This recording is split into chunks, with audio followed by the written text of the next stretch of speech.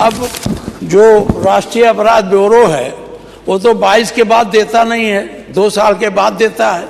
आपके पास अपनी सरकार है, डीजी से मंगा लेते हैं, होम सेक्रेटरी से मंगा लेते हैं, हम लोगों को नहीं मिल पाता है। लेकिन एक चीज हम कहेंगे कि वहाँ घटना घटित होने के बाद थानों में प्राथमिक लिखाना कठिन कार्य है। अगर एफआईआर लिख भी गई तो उसकी जांच कार्यवाही निष्पक्ष होना बड़ा मुश्किल है। तहसील और कार्यालय में भ्रष्टाचार भरा है, ये आंकड़ा है, मैं पढ़ूं तो क्या फायदा। 3/8/2024 से 2024 से 19/2/25 तक खाली लखनऊ का है, केवल लखनऊ का।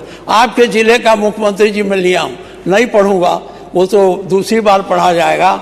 जब जब आप रहे हैं, कहाँ जगह में लूट हुई है, कहाँ गोली मारी गई है, मैं सब मंगा लिया हूँ, लेकिन मैं उसको उचित नहीं समझता यहाँ पढ़ना।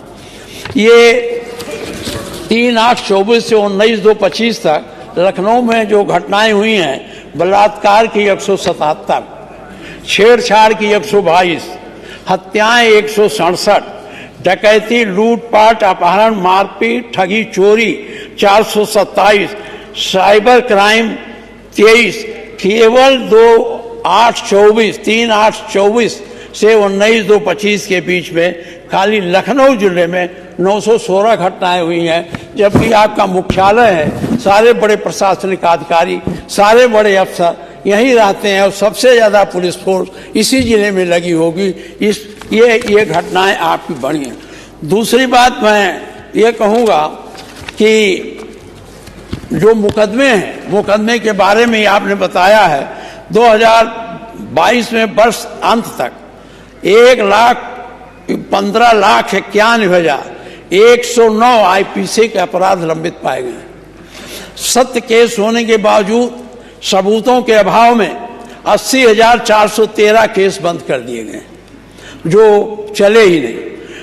92.5% केस पेंडिंग पाए गए हैं।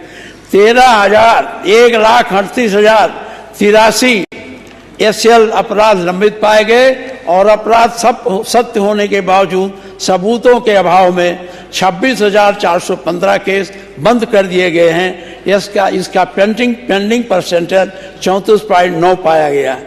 वर्ष 2022 में वर्ष के अंत तक न्यायालयों में 15,91,109 बाद आईपीसी के लंबित पाए गए हैं। इसका लंबित परसेंटेज 92.5% है और 16,07,000 अपराध एसएलएल के लंबित पाए गए हैं। इसकी लंबित परसेंटेज इतना है।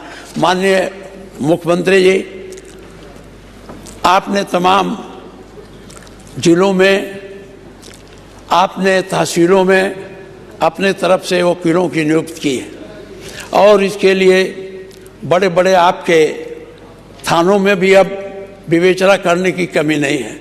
मैं जिस थाने आता हूँ, पहले एक दरोगा रहता था, एक दीवान रहता था, एक मुंशी और 13 सिपाही, और आज उस थाने में 14 सब इंस्पेक्टर हैं और सिपाही 70-80 हैं।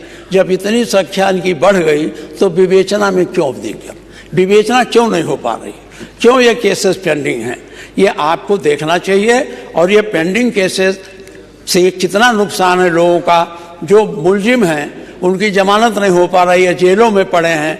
जो नहीं मुलजिम हैं वो रोज इधर से उधर दौड़ते हैं, परेशान होते हैं।